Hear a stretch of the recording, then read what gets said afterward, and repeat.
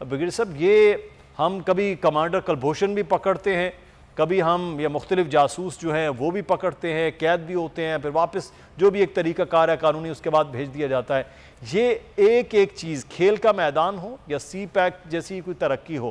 یہ بھارت کیوں پاکستان میں چھوٹے چھوٹے معاملات کے اندر بھی انوالومنٹ کرنا چاہ رہا ہے؟ اتنا بڑا ملک ہے، پاکستان سے خوف کیا رہتا ہے اسے؟ وہ تو صاف اپنا ان کی فلسفی کے حساب سے، اور جو اس وقت بھارت میں پارٹی وجود میں آئی اور جو حکومت کے اندر ہے، ان کی جو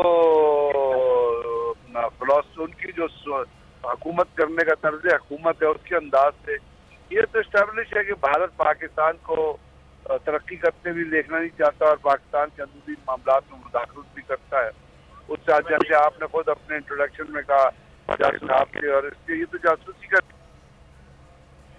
جی. بریگیڈیئر صاحب ایک اور جو چیز ہم یہ دیکھ رہے ہیں، میں چاہوں گا اس پہ بھی آپ ضرور، یہ جو کھیل کے میدان سے ہم نے ڈس انفو لیب کا پورا عمل دیکھا کہ کس طرح سے وہ چلا، اس کو بے نقاب بھی باہر سے پھر کیا گیا خود یورپ سے. اب یہ اس قسم کی جو فیک میل چلا کر اور پوری دنیا میں پاکستان کے لیے مشکلات کھیل کے میدان میں بھی کرنے کی کوشش ہو رہی ہے، تو کھیل سے بھی کھلواڑ چلے ٹھیک ہے، فوج ٹو فوج تو بہت ساری چیزیں ہوتی ہیں، بارڈر پہ بڑی در اندازی ہوتی ہے، تو ادھر بھی سر یہی کچھ ہے. تو یہ بات یہ ہے کہ وہ کچھ لوگ جو ہے وہ آئیڈیالوجیکلی ان کو وہ بلیک میل کرتے ہیں، کچھ ایتھنیسٹی پر بلیک میل ہوتے ہیں، کیونکہ ہمارے ہاں بھی تو بہت قسم کے 2 نمبری قسم کے لوگ موجود ہیں نا، جو ہر جو موٹیو ہے اس کو استعمال کرتے ہیں. تو ان حالات میں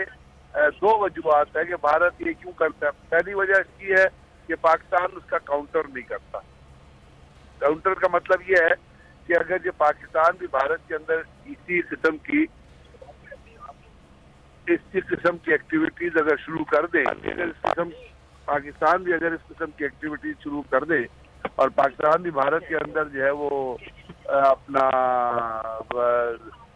کسی طریقہ سے دہشت گردی کی کارروائیاں یا کشمیر کے اندر آپ انٹرفیئر یا جو بھارت کی فالٹ لائنز اوپر ہے چھتیس گڑھ وغیرہ میں، وہاں بھی پاکستان بھی اگر ہتھیار دینے شروع کر دے، پاکستان کے پاس کیپیسٹی تو ہے کرنے کے لیے، کوئی زیادہ ایفرٹ تو نہیں چاہیے ہوتی، لیکن پاکستان ایک اخلاقی مورل گراؤنڈ پہ کھڑا ہوا ہے اور انہوں نے 12 ہم نے کہا ہے کہ جی ہم کسی ملک کے انٹرنل معاملات میں مداخلت نہیں کرتے اور نہ ہی ہم لوگوں کی جانوں کو ضائع. اب ایک تو یہ وجہ ہے. دوسری وجہ میں نے آپ کو بتا دی کہ ان کے اندر ایک انٹرنل، ان کے اندر ایک ملیس اور ایک گریوینس اور ایک نفرت پوشیدہ ہے جو نریندر مودی کی باتوں سے ظاہر ہے اور جو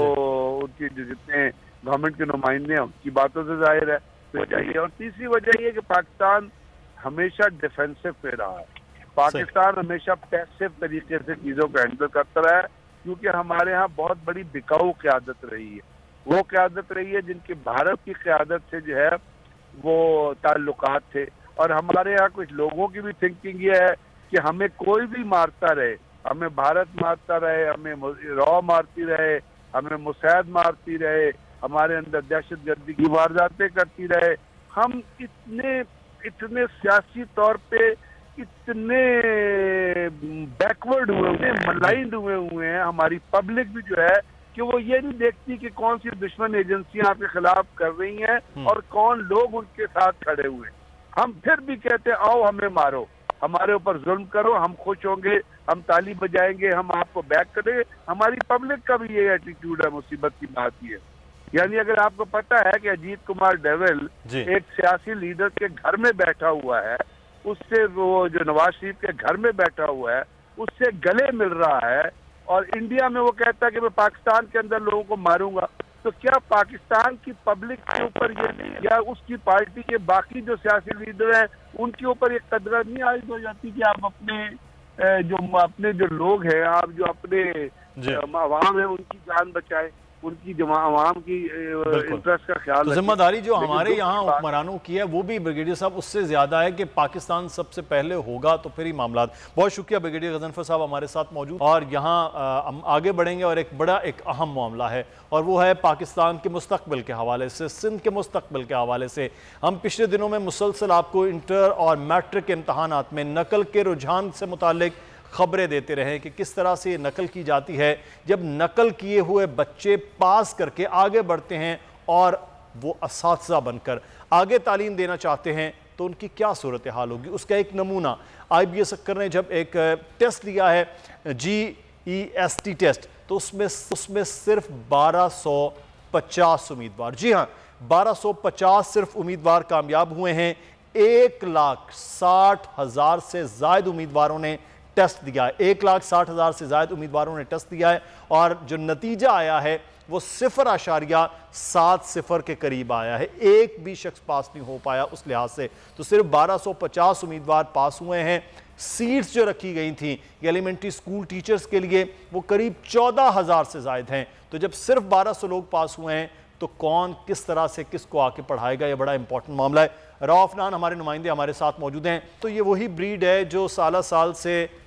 نقل کرتی ہوئی میٹرک پھر اس کے بعد انٹر کر کے آج پاس ہو کے آئیں, یا یہ واقعی کوئی ایسا ٹیسٹ تھا کہ راکٹ سائنس تھی, کوئی اسپیس سائنس تھی جس کو یہ حل نہیں کر پائے ہیں اور صرف 1250 لوگ کامیاب ہوئے؟